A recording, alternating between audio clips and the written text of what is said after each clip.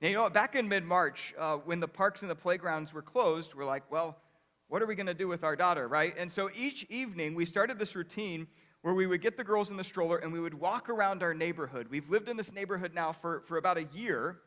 And what we noticed that when we walked around this neighborhood, there were things that we saw that we had never noticed before.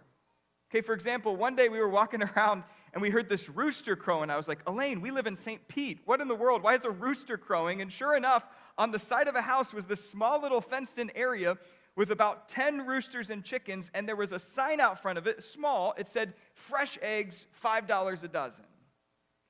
Now, here's the thing.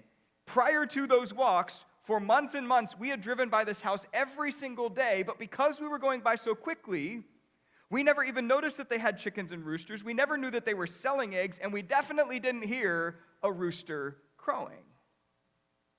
And so in that moment, it was like, wow, we had slowed down. We were able to finally see it. In the same way, when we slow down from whatever it is that we're doing, or wherever it is that we have to be, all of a sudden we see people in situations that we never even saw before.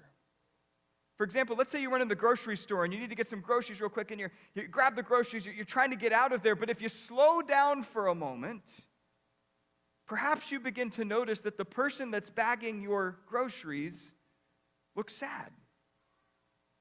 And all of a sudden you begin to realize that this isn't some robot that's just putting groceries in your bag, but it's a person with a name and a history and a future, a guy who has thoughts and concerns and feelings. And even though you don't know what's going on in his life right now, by simply noticing him, you can see that he's having a rough day.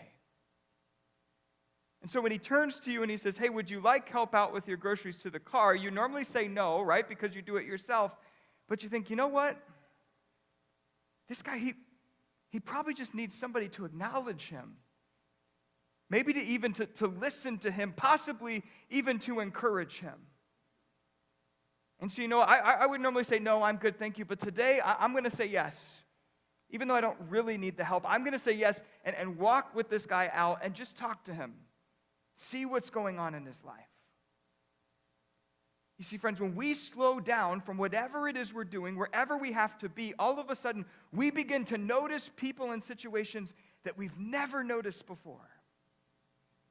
And friends, these first two things, slowing down and noticing those around us, are very simple yet powerful ways that we can demonstrate a love that is patient.